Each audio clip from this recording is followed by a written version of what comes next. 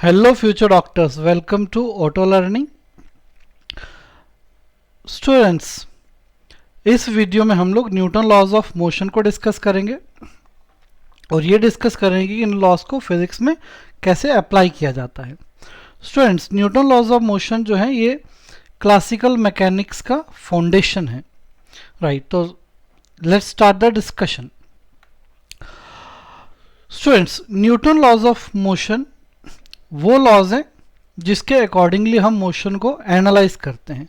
तो these are the laws जिसके according हम मोशन को एनालाइज करते हैं। As you know what is motion, motion क्या होता है ये तो आपको पता होगा। अगर एक बॉडी है किसी टाइम t1 पे ए पोजीशन पे है और वो बॉडी मूव करके किसी टाइम t2 पे पोजीशन बी पे पहुंच गई, तो time interval t2 minus t1 में बॉडी ने कुछ डिस्टेंस ट्रेवल किया। This is called motion. इसे क्या कहा जाएगा? मोशन कहा जाएगा, क्योंकि बॉडी ने अपनी पोजीशन को चेंज किया फ्रॉम ए टू बी। तो motion in simple term I can से कि मोशन क्या है? It is change in position of an object और अ बॉडी। एक बॉडी जो अपनी पोजीशन को चेंज करती है with respect to its surroundings, अपनी सराउंडिंग के रिस्पेक्ट में in a given interval of time is motion. तो व्हाट इज मोशन? जब बॉडी अपनी पोजीशन चेंज करेगी with respect to its surroundings in a given interval of time, that is called motion. जब motion की बात होगी तो मोशन में वेलोसिटी की बात होगी। वेलोसिटी मीन एक बॉडी अपनी पोजीशन को किस रेट से चेंज कर रही है with respect to time, that is velocity.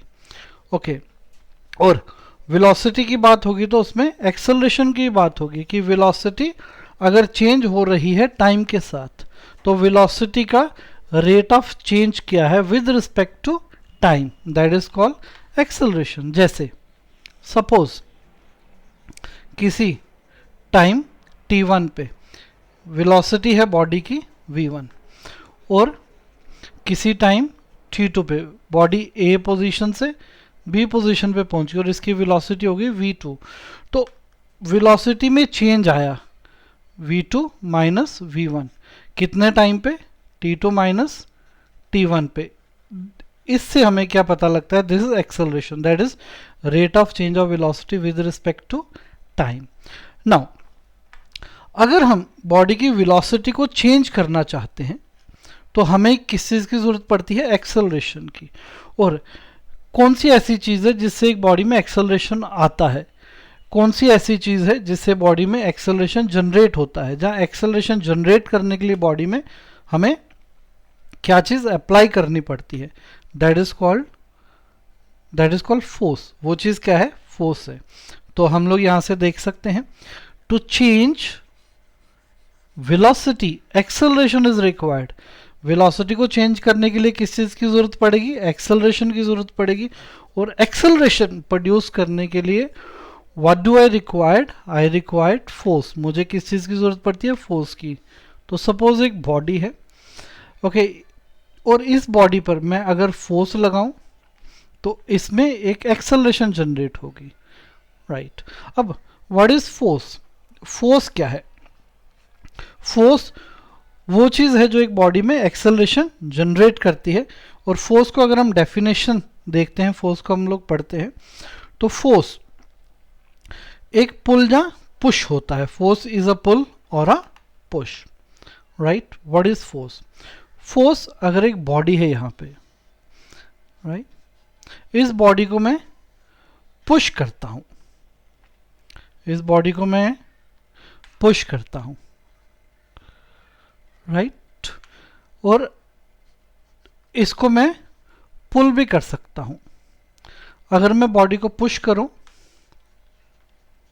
या पुल करूं तो इस बॉडी की पोजीशन चेंज होगी, इस बॉडी की स्टेट चेंज होगी। ये पुश और पुल है, दैट चेंज और टेंड्स टू चेंज, जो चेंज करता है या चेंज करने की कोशिश करता है। क्या? State of a body, state of a body. Once applied this push और पुल इज कॉल्ड फोर्स। इस पुश या पुल को क्या कहा जाएगा? फोर्स कहा जाएगा।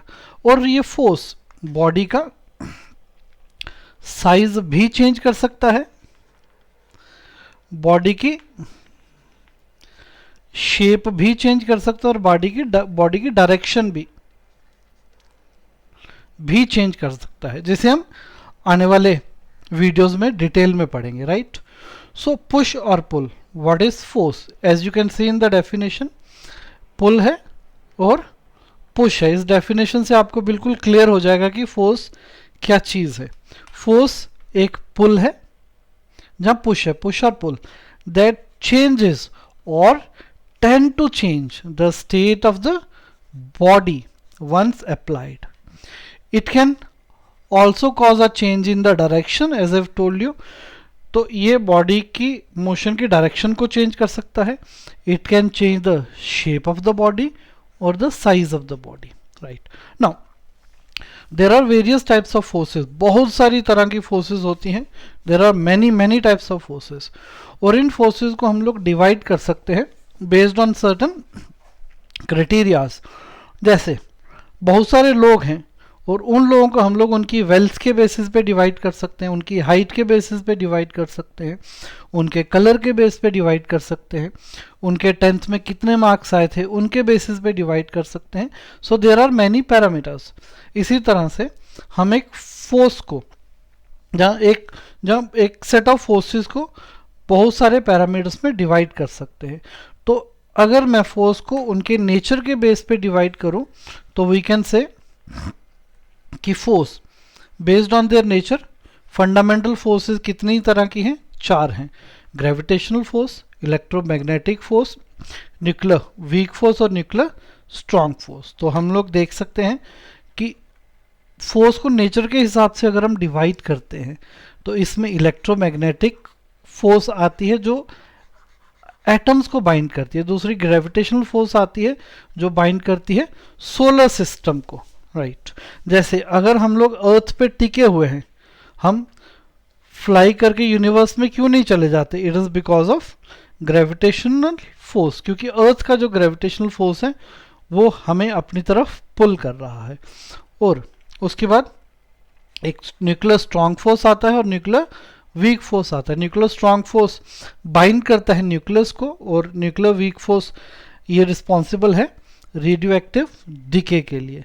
अब ये जो दो फोर्सेस हैं, कौन सी? इलेक्ट्रोमैग्नेटिक और ग्रेविटेशनल फोर्स, ये लॉन्ग रेंज फोर्सेस हैं। ये लॉन्ग रेंज फोर्सेस हैं। कौन सी? लॉन्ग रेंज फोर्सेस हैं। और ये जो strong force, nuclear strong force और न्यूक्लियर वीक फोर्स है, this is short range force. ये कौन सी फोर्स है? ये शॉर्ट रेंज फोर्स है। तो हम लोग इस बेसिस पे भी फोर्स को डिवाइड कर सकते हैं कि फोर्स कैसी है, लॉन्ग रेंज फोर्स है या शॉर्ट रेंज फोर्स है।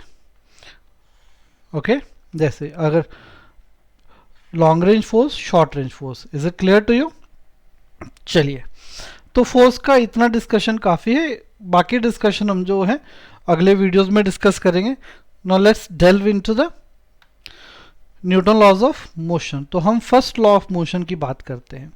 देखिए, इस लॉ को समझने के लिए प्रॉब्लम कहाँ पे होती है, या इस लॉ के एप्लीकेशन को समझने के लिए हमें कहाँ पे डिफ़िकल्टी होती है। हम लोग लॉ को तो याद कर लेते हैं, लेकिन हमें ये नहीं पता होता कि ये लॉ अप्लाई कब किया जाता है। तो पहले आपको ये देखना है कि इस लॉ को अप्लाई करने की कंडीशन क्या है। व्हाट इज द कंडीशन जहां पे इस लॉ को अप्लाई किया जाता है? देखिए, अगर एक बॉडी पे बैलेंस्ड फोर्सेस एक्ट कर रही हैं, तो ये लॉ एप्लीकेबल है किस पे? For balanced forces. For balanced forces किसके लिए एप्लीकेबल है? For balance forces. मीन अगर एक बॉडी पे एफ नेट, जो नेट फोर्स है वो अप्लाई हो रही है, कितनी है? 0 है, तब ये लॉ एप्लीकेबल होगा, Newton first law of motion. ये लॉ क्या कहता है कि अगर एक बॉडी रेस्ट पे है, मतलब वो अपनी पोजीशन को चेंज नहीं कर रही है with respect to surrounding okay, with the passage of time, अगर वो टाइम के साथ अपनी पोजीशन को चेंज नहीं कर रही है विद रिस्पेक्ट टू सराउंडिंग, तो ये क्या है, रेस्ट पे है। और ये तब तक रेस्ट पे रहेगी जब तक कि बाहर से इस पे कोई एक्सटर्नल फोर्स अप्लाई ना किया जाए। मीन अगर एक बॉडी रेस्ट पे है, जब तक उस पे बाहर से कोई फोर्स अप्लाई ना किया जाए वो रेस्ट पे ही रहेगी। This is first law of motion. जहां अगर एक बॉडी मूव कर रही है विथ कांस्टेंट वेलोसिटी, उसकी वेलोसिटी क्या है, कांस्टेंट है, ये तब तक मूव करती रहेगी body with its constant velocity जब तक बाहर से इस पे कोई फोर्स अप्लाई ना किया जाए। तो Newton first law of motion कहां पे एप्लीकेबल है? It is applicable for balanced forces, for when net force is zero. What this law states, ये लॉ कहता क्या है कि एन ऑब्जेक्ट एट रेस्ट, देखिए ध्यान से पढ़िएगा, एन ऑब्जेक्ट एट रेस्ट, अगर एक ऑब्जेक्ट रेस्ट पे है, विल स्टे एट रेस्ट, वो रेस्ट पे ही रहेगा, राइट। और अगर एक ऑब्जेक्ट मोशन में है तो विल स्टे इन मोशन। यहां पे आपको ध्यान देने की जरूरत है, एट कांस्टेंट वेलोसिटी वो मूव करता रहेगा अपनी कांस्टेंट वेलोसिटी से, विदाउट चेंज इन वेलोसिटी। कब तक? Unless acted upon bye N unbalanced force, जब तक उस पर कोई अनबैलेंस्ड फोर्स ना लगे। देखिए बहुत सिंपल है कि एक ऑब्जेक्ट है, इस पे बहुत सारी फोर्सेस एक्ट कर रही हैं, राइट। सपोज इसका वेट है mg, नीचे से नॉर्मल रिएक्शन है n, मैंने फोर्स अप्लाई किया F, फ्रिक्शन है। अगर ये सारी फोर्सेस बैलेंस कर रही हैं एक दूसरी फोर्सेस को, मतलब F नेट कितना है, 0 है, तो इसमें मोशन नहीं हुई, तो ये रेस्ट पे ही रहेगा। इट डजंट मीन कि बॉडी पे कोई फोर्स अप्लाई नहीं कर रहेगी तो ही वो रेस्ट पे रहेगा। जो नेट फोर्स अप्लाई हो रही है, सम ऑफ ऑल द फोर्सेस हैं, अगर वो 0 है तो बॉडी रेस्ट पे रहेगी, ना बॉडी कांस्टेंट वेलोसिटी से मूव करती रहेगी, राइट। तो नेट फोर्स डजंट मीन कि उस पर कोई फोर्स एक्ट ही नहीं कर रही है। Okay, this is the first law of motion. और न्यूटन फर्स्ट लॉ ऑफ, अगर कोई बॉडी रेस्ट पे तो रेस्ट पे ही रहेगी, अगर कोई बॉडी मोशन पे है तो मोशन में ही रहेगी। That mean there will be no change in velocity, इससे वेलोसिटी में कोई चेंज नहीं होगा बॉडी के, कब तक? जब तक उस बॉडी पे बाहर से कोई फोर्स ना लगे। I suppose this is clear to you. यहां से हम कंक्लूजन ड्रॉ कर सकते हैं। देखिए सपोज एक प्लेटफॉर्म है and there is a body kept on the platform. Platform पे एक साइड से मैंने फोर्स लगाया, okay, F force F1। Platform के दूसरी साइड से आपने फोर्स लगाया F2, और बॉडी रेस्ट पे है, बॉडी मूव नहीं कर रही है, that mean net force 0, that mean F1 okay plus F2 is equal to 0। तो इसका मतलब क्या हुआ, हम ये कंक्लूजन ड्रॉ कर सकते हैं कि F1 is equal to F2, इनका मैग्नीट्यूड जो है वो सेम होगा, इनकी डायरेक्शन जो है वो अलग अलग हो सकती है। मतलब दोनों फोर्सेस क्या हैं, जो इन पे नेट फोर्स क्या अप्लाई हो रही है, 0 हो रही है। यहाँ पे मैग्नीट्यूड हमने लिया है, तो अगर हम यहाँ से लेते हैं तो डायरेक्शन के साथ तो माइनस लेना पड़ेगा, राइट। ओके, F1 वेक्टर में is equal to minus F2, vector form में हम लोग इसे ऐसे लिख सकते हैं। दैट मीन नेट फोर्स कितनी है यहाँ पे, इनका 0 होगा, दोनों का मैग्नीट्यूड सेम है लेकिन डायरेक्शन अपोजिट है। ओके, इसी को हम समझते हैं एक बड़ी अमेजिंग, वंडरफुल और एक सिंपल एनिमेशन से। अगर आप एक ग्लास लेंगे, ग्लास पे कार्डबोर्ड रखेंगे और उस पर एक कॉइन रखेंगे, और कार्डबोर्ड को अचानक से फोर्स लगा के खींचेंगे तो कार्डबोर्ड अचानक से मोशन में आएगा, जबकि हमारा कॉइन जो है वो रेस्ट पे है। कॉइन रेस्ट होने की वजह से, रेस्ट पे होने की वजह से वो इस ग्लास में गिर जाता है। तो this is a perfect example of Newton first law. उसके बाद एक और एग्जांपल देखते हैं कि ये क्या है, कॉइन रेस्ट पे है। अगर बॉडी मोशन में है तो उसका एग्जांपल देखिए कि एक कार है, कार में एक पर्सन है और ये पर्सन कार के साथ मूव कर रहा है। अचानक से कार रेस्ट पे आती है, तो कार तो रेस्ट पे आ गई, लेकिन उसके अंदर जो पर्सन बैठा है वो तो कुछ वेलोसिटी से मूव कर रहा होगा आगे, तो वो रेस्ट पे नहीं आएगा, और इसका इफेक्ट क्या होगा कि पर्सन जो है रोल होके आगे गिर सकता है. This is the application of Newton first law of motion. Okay, see people say don't play with physics. Physics के साथ प्ले नहीं करना चाहिए, अदरवाइज रिजल्ट ये होता है जो आपके सामने दिख रहा है एनिमेशन में. What is happening? Girl sits on this car. एक गर्ल जो है कार पे बैठी और कार अचानक से मूव करना शुरू हो गई. अब जब कार अचानक से मूव करना शुरू हो गई तो गर्ल वॉज एट रेस्ट, और रेस्ट पे होने की वजह से क्या होगी, वो गर्ल जो है नीचे गिर जाती है. तो this is the perfect example of first law of motion, and it shows कि don't play with the physics. दूसरा देखिए, it's one of the best animation that I have ever seen, first law of motion के based पे. This person is travelling on a train. अचानक ये train के बाहर jump करता है. जैसे ही इसके फीट टच होते हैं ग्राउंड के साथ, इसके फीट रेस्ट पे आते हैं, बट अपर बॉडी जो है इट इज इन मोशन. तो रिजल्ट क्या होता है कि गिरता है, और कैसे गिरता है, towards the direction of the motion. ये याद रखना है कि गिरेगा तो किस तरफ, towards the direction of the motion, जिस मोशन में डायरेक्शन है. तो this is the first law of Newton, और Newton's first law of motion. तो let's go to the second law. No, second law क्या कहता है? सेकेंड लॉ की एप्लीकेशन की कंडीशन क्या है? जैसे फर्स्ट लॉ अप्लाई किया था हमने कब, जब हमारे पास बैलेंस्ड फोर्सेस थी. तो सेकेंड लॉ तब अप्लाई होगा जब अनबैलेंस्ड फोर्सेस होंगी. कैसी फोर्स होगी? अनबैलेंस्ड फोर्सेस होंगी. एफ नेट क्या होगा? जीरो होगा. That mean there may be many forces acting on a body. हो सकता है बॉडी पे बहुत सारी फोर्सेस एक्ट करें, राइट जैसे इसका वेट mg, नॉर्मल रिएक्शन नीचे, फ्रिक्शन F, मैं फोर्स अप्लाई कर रहा हूँ F. The body is under the influence of many forces, और इन फोर्सेस का जो अगर हम सम लेते हैं और F नेट अगर वो जीरो नहीं है, तो हम क्या करेंगे, न्यूटन का सेकेंड लॉ अप्लाई करते हैं. व्हाट दिस लॉ सेज, ये लॉ कहता है कि जब भी एक बॉडी पे फोर्स अप्लाई होती है तो उस बॉडी में एक्सेलरेशन प्रोड्यूस होती है, और वो एक्सेलरेशन क्या है, ओके सॉरी, जब भी एक बॉडी में फोर्स अप्लाई की जाती है तो उस बॉडी में एक्सेलरेशन होती है, और acceleration is equal to force divided by mass, और यहाँ से force is equal to mass into acceleration आता है, राइट.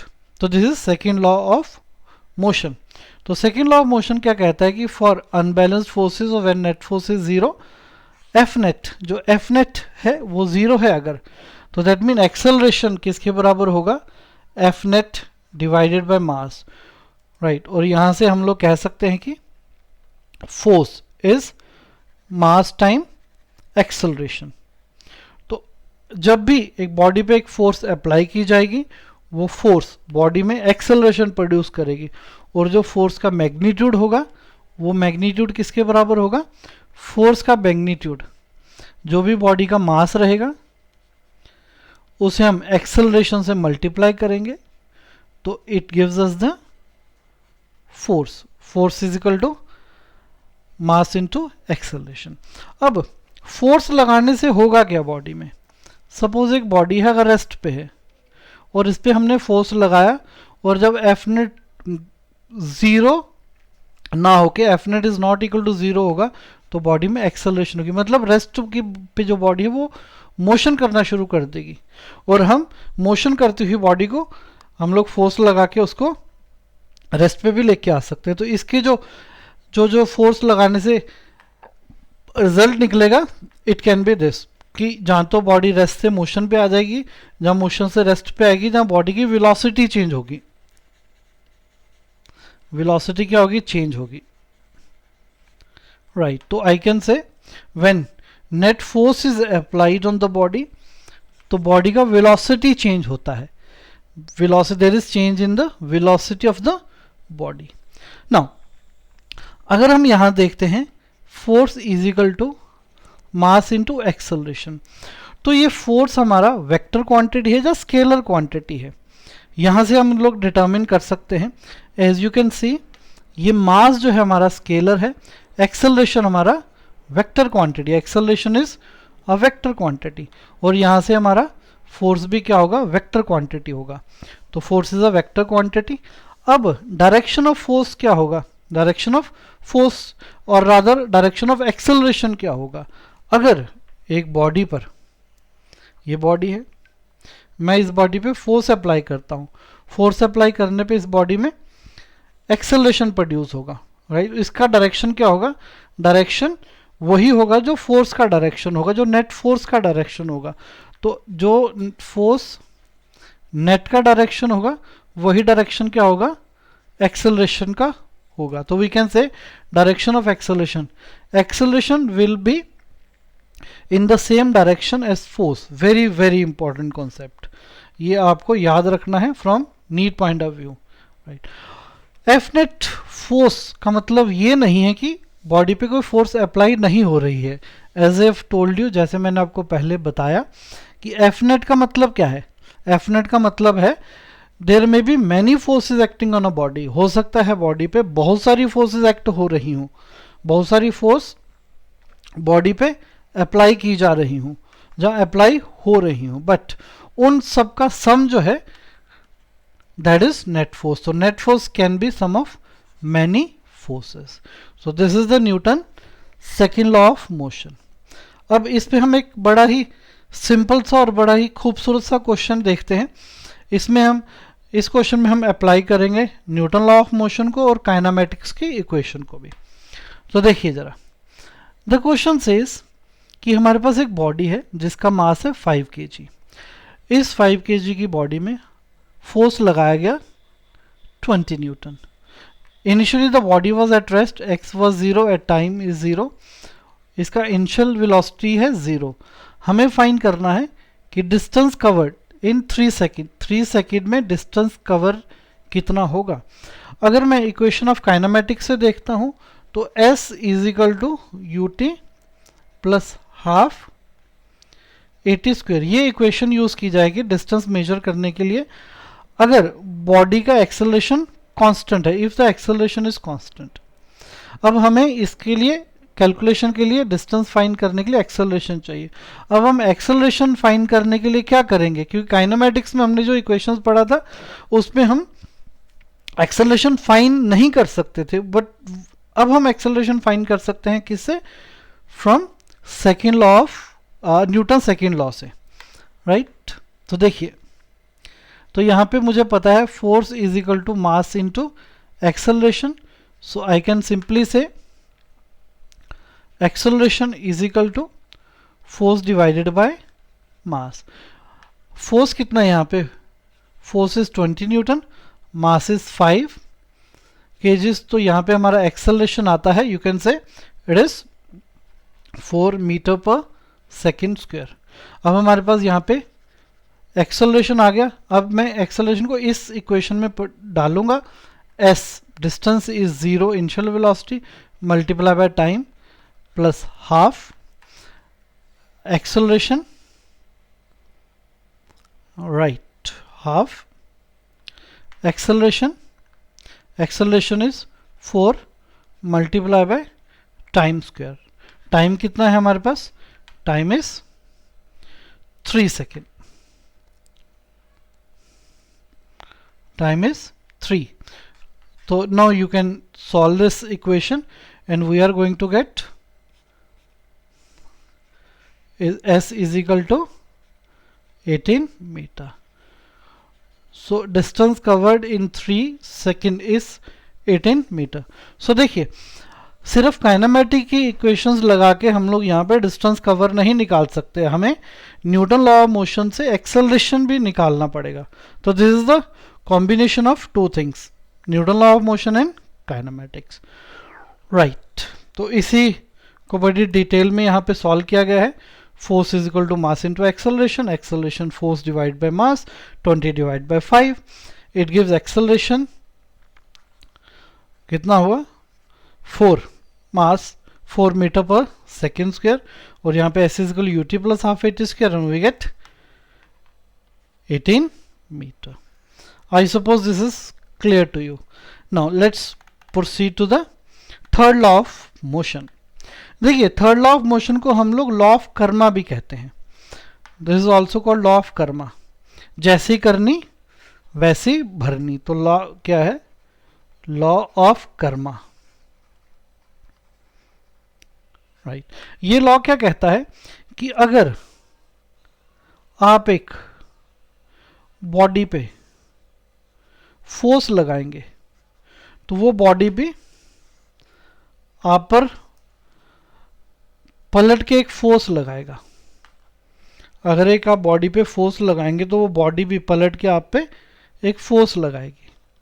जैसे आप इस वॉल पे फोर्स लगा रहे हैं तो सेम फोर्स ये वॉल भी आप पर लगाएगी. This is called third law of motion.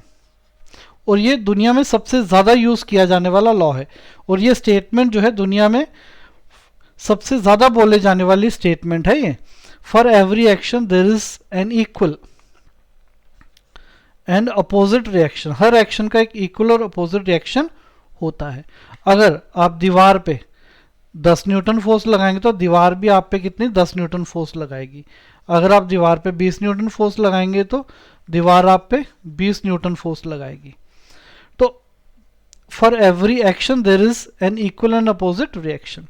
जब दो बॉडीज आपस में इंटरेक्ट करती हैं, जब दो, जैसे मैं इस पेन पे फोर्स लगा रहा हूँ, ये पेन और मेरी फिंगर इंटरेक्ट कर रही है. When two objects A and B interact with each other they exert force upon each other. ये एक दूसरे पे फोर्स एक्सर्ट करती है. जैसे पेन, मैं फिंगर पे फोर्स लगा रहा हूँ तो मैं मेरे फिंगर से पेन पे फोर्स लगा रहा हूँ तो पेन भी मेरी फिंगर पे फोर्स लगा रहा है. Right. This is Newton third law of motion. Whenever objects A and B interact with each other, एक दूसरे से इंटरेक्ट करेंगे, they exert forces upon each other, वो एक दूसरे पे फोर्स को एक्सर्ट करेगी. Very simple example. Let us consider कि एक चेयर है और आप चेयर पे बैठ गए. अब जैसे ही आप चेयर पे बैठे आप चेयर पे फोर्स लगाएंगे. राइट. चेयर पे फोर्स लगाएंगे, चेयर को नीचे की तरफ पुश करेंगे. तो इन रिटर्न चेयर भी आप पर फोर्स लगाएगी और चेयर आपको ऊपर की तरफ पुश करेगी. तो this is what? This is third law of motion. So you can say when you sit in your chair your body exert downward force on the chair. आपकी बॉडी चेयर पे downward force लगाएगी और in return chair जो है वो आपकी body पे upward force लगाएगी. राइट. अब देखिए हमें जो है ये जो दो फोर्सेस हैं, जैसे चेयर, आप चेयर पे फोर्स लगा रहे हैं. राइट. आप चेयर पे फोर्स लगा रहे हैं और चेयर आप पर फोर्स लगा रही है. ये जो दो फोर्सेस है इसे हम एक्शन रिएक्शन पेयर कहते हैं. ये जो आपने फोर्स लगाई चेयर पे ये एक्शन है आपका, और ये जो चेयर आप पर फोर्स लगा रही है this is reaction. This is action reaction. और यहाँ पे कई बार स्टूडेंट्स को direction of action reaction forces find करने में काफ़ी डिफिकल्टी होती है.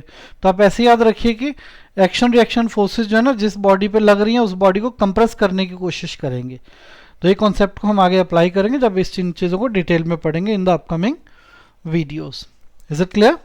चलिए, तो ये जो दो फोर्सेस अप्लाई हो रही हैं हम लोग कह सकते हैं ये दो फोर्सेस कौन सी हैं? This two forces are called action reaction pair. Very very important concept, बहुत ही इंपॉर्टेंट कॉन्सेप्ट है from your NEET point of view और न्यूटन लॉज ऑफ मोशन को समझने के लिए और पूरा आगे मैकेनिक्स को समझने के लिए. ठीक है. अब यहाँ पे हमें एक चीज़ देखनी है कि ये जो एक्शन रिएक्शन पेयर है इनका नेचर सेम होना चाहिए. ये जो फोर्स है एक्शन रिएक्शन पेयर है, ये जो एक्शन रिएक्शन की फोर्सेस हैं इनका सेम नेचर होना चाहिए. Should have same nature.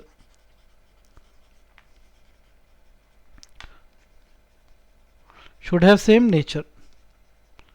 इनका नेचर सेम होना चाहिए।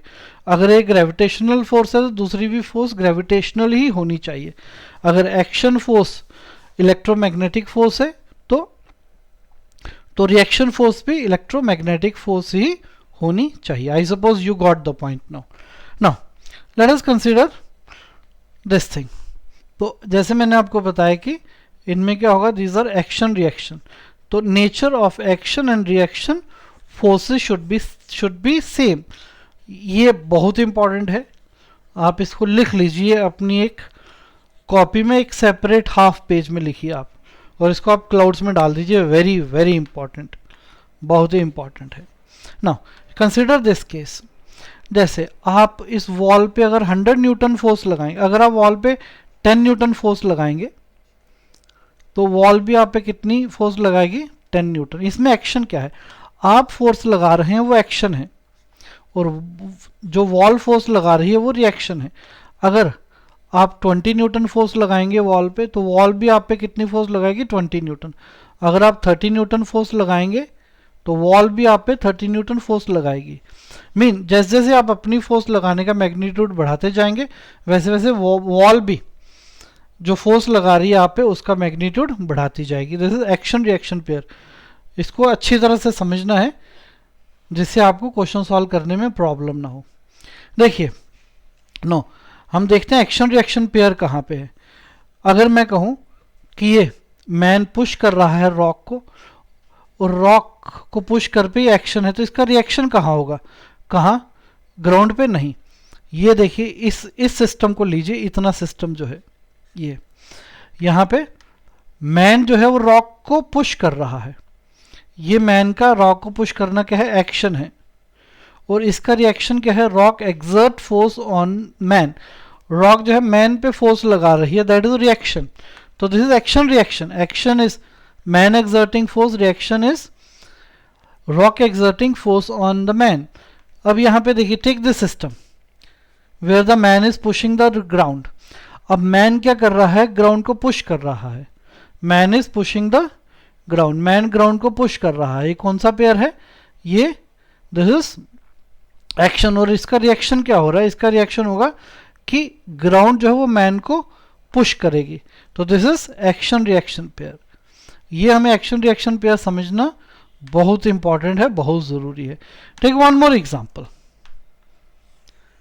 देखिए जैसे एक बॉक्सर ने दूसरे बॉक्सर की जॉ पे एक पंच मारा, तो ये एक्शन था। What was the action, fist exert force on jaw. और रिएक्शन क्या है, जॉ भी जो है एक्सर्ट फोर्स करेगा फिस्ट पे, इसलिए बॉक्सर को फील होगा जॉ का फोर्स कहाँ पे, अपने फिस्ट पे। ठीक, now this animation is going to explain action reaction pair very very beautifully, right. देखिए जरा, जैसे एक पर्सन है वो बोट से जंप करता है यहाँ पे प्लैंक पे। तो जब वो जंप करता है तो वो जैसे जंप करेगा, ये उसका एक्शन है। उसी एक्शन में एक रिएक्शन होता है कि बोट पीछे की तरफ जाती है। तो एक्शन क्या है, एक्शन मैन का आगे जाना, और रिएक्शन क्या है, बोट का पीछे जाना। तो ये दोनों एक्शन रिएक्शन फोर्स जो है ये पेयर में आती हैं हमेशा, और इनका नेचर भी क्या होना चाहिए, सेम होना चाहिए। और ये लड़की शूट करने से पहले हमारी फिजिक्स की क्लास नहीं पढ़ के गई थी, and you can see the result, right. Action क्या हुआ, बुलेट आगे निकली, और इसका रिएक्शन क्या है, गन रिकॉइल हो गई पीछे, राइट। तो दिस इज एक्शन रिएक्शन। तो this is Newton third law of motion. I suppose आपको ये चीज़ें बिल्कुल क्लियर हो गई होंगी। और अब देखिए very beautiful application of Newton third law of motion. हम लोग बर्ड्स को फ्लाई करते हुए देखते हैं। There are millions and millions of application of Newton third law of motion. ये बर्ड जो फ्लाई कर पा रहा है ग्रेसफुली हवा में, this is only because of Newton third law of motion. ये बर्ड क्या कर रहा है, ये बर्ड हवा को नीचे पुश कर रहा है। It is pushing the air that is below its wings. जो इसके विंग्स के नीचे हवा है, ये उन हवा को नीचे पुश कर रहा है। ये उसका एक्शन है। और एक्शन और रिएक्शन में क्या होगा, जो हवा है इसके विंग्स के नीचे, वो इस बर्ड को ऊपर की तरफ क्या करेगी, पुश करेगी, जिससे क्या होगा, ये बर्ड ऊपर लिफ्ट हो जाएगा and gives them lift. Right, this is action reaction pair. तो आई सपोज आपको जो बेसिक आइडिया है न्यूटन लॉज का वो समझ में आ चुका होगा। And with this, thank you very much. I hope you must have enjoyed this video. You must have enjoyed this session. Thank you very much guys. See you soon in the next video. So उससे पहले ये देख लीजिए meme हम, Newton's first law of motion: an object is at rest will stay at rest unless an external force acts upon it. Thank you very much guys. See you.